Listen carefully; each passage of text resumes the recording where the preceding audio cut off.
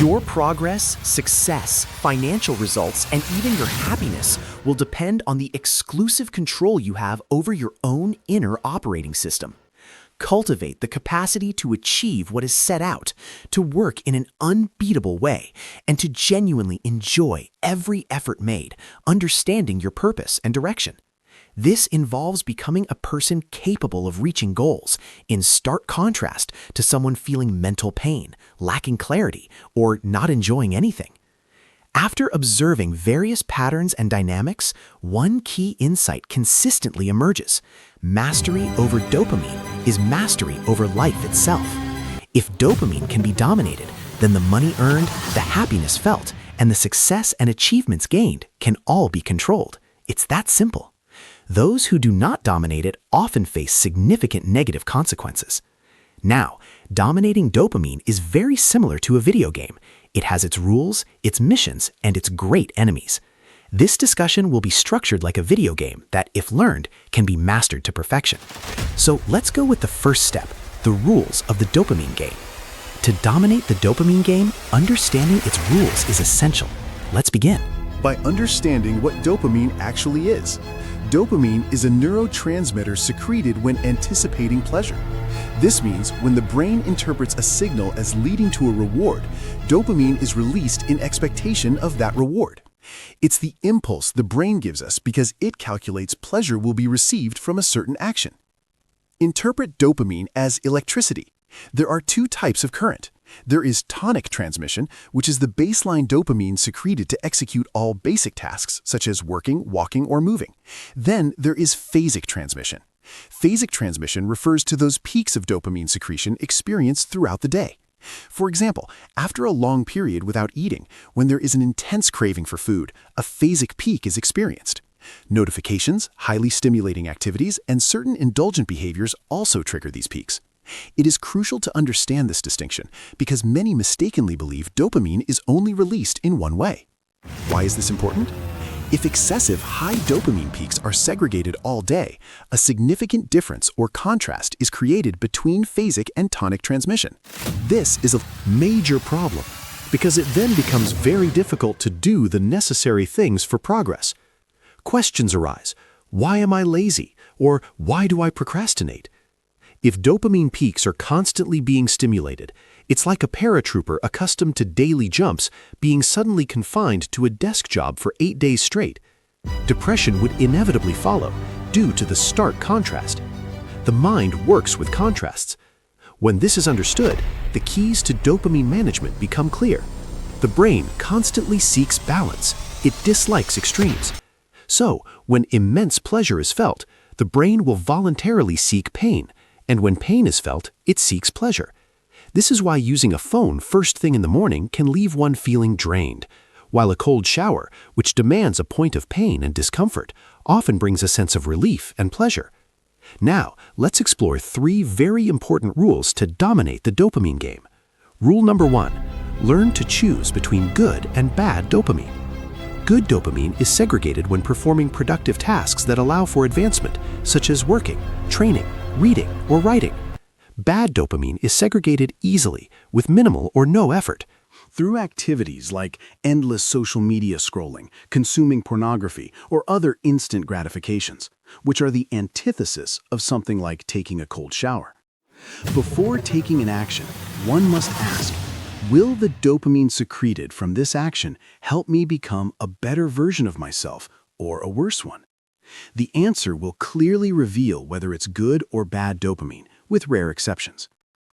Rule number 2, never segregate dopamine without pre-approved effort. There is nothing inherently wrong with social networks, for example, but they should never be accessed without prior effort. Install this as a mental command to follow every day. Never take an action that will segregate dopamine easily without a pre-approved effort. It must be systematic. If an action will produce pleasure or segregate dopamine, a form of effort must precede it. For instance, social networks can be used, but only after running 10 kilometers or after completing a workout. Schedule it. For instance, access social media only at 7 p.m., transforming it into a post-gratification. Play by these rules. following the brain's norm. First a little pain, then pleasure. Rule number 3, compensate. Dopamine peaks with dopamine fallouts. As observed, each instance of bad dopamine increases the gap from the average dopamine level.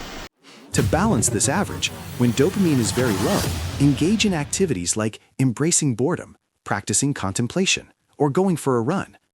These are sources of dopamine that are difficult to access quickly, but they will compensate for excesses with lows.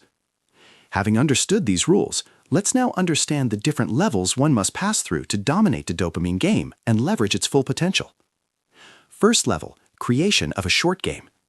Every video game has a base, a headquarters, where resources are gathered, an inventory is managed, and the character is improved. A similar personal space is required. This must be a totally protected environment, designed to help progress even during moments of weakness. Why? Because dopamine will tempt at any moment, taking advantage of every vulnerability. It is almost mathematical that during moments of weakness, one will falter. Therefore, create a workspace, a living space, designed to be fireproof against dopamine. This is achieved with 3 types of barriers. Number 1, chronological. Barriers. These are designated times during which no dopamine segregation of certain types is allowed.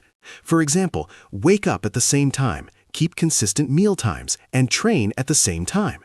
Never use the phone in the morning until, say, the afternoon, and always turn off the phone by 7 p.m. Social networks will still be there. Placing limits will not harm. In fact, it will greatly benefit. Number 2, geographic barriers. In psychology, there is a phenomenon called context-dependent memory, which involves associating different areas or rooms of a home with a specific purpose. Do not mix places with actions. Have a designated area for work, another for sleep, and so on.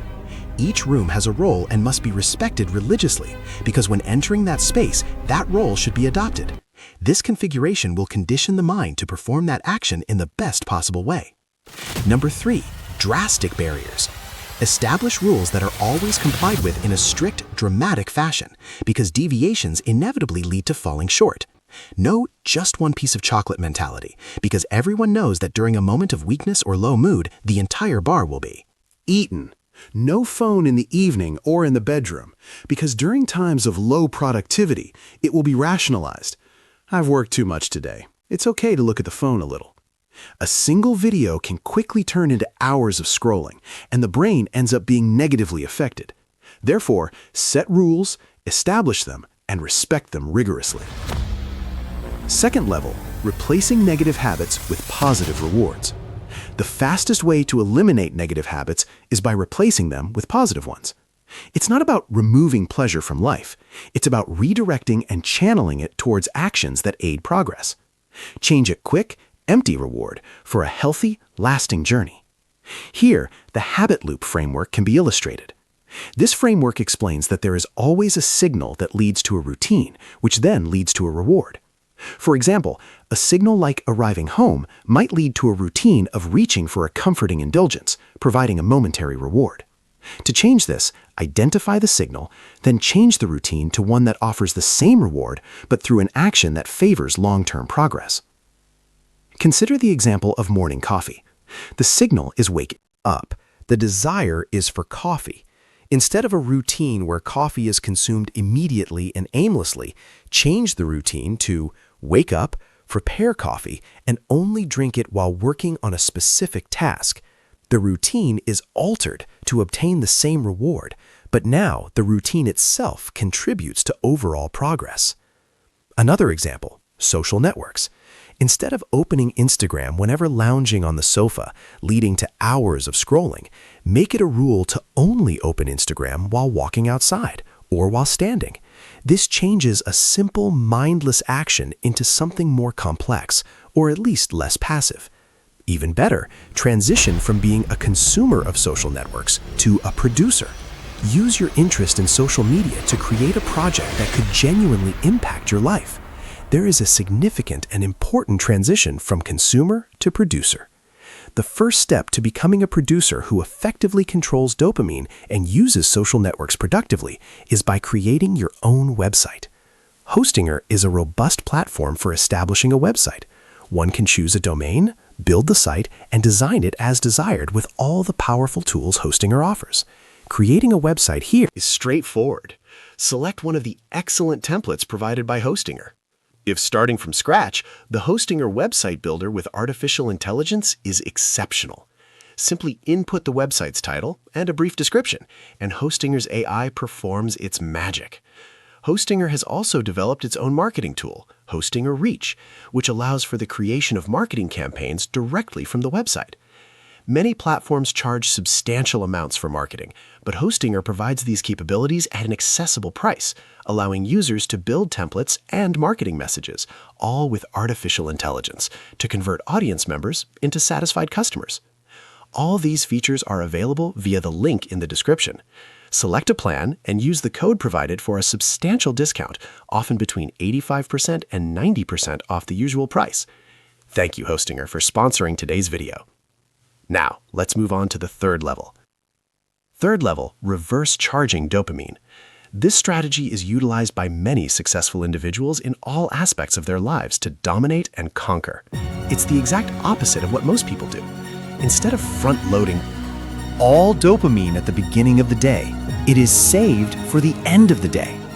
If one wakes up and immediately scrolls on the phone, what happens is that the brain experiences a dopamine peak. As discussed, this makes it very difficult to engage in challenging activities, the very things that lead to progress. But what if a specific time, say 7 p.m., is designated?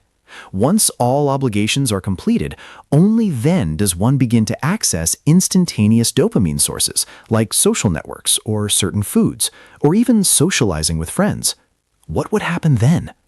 Real pleasure would be felt, because all day dopamine has been built up through work, exercise, movement, reading, learning, and writing, all while waiting for the end of the day to receive that accumulated dopamine as a reward. Our minds were originally designed this way.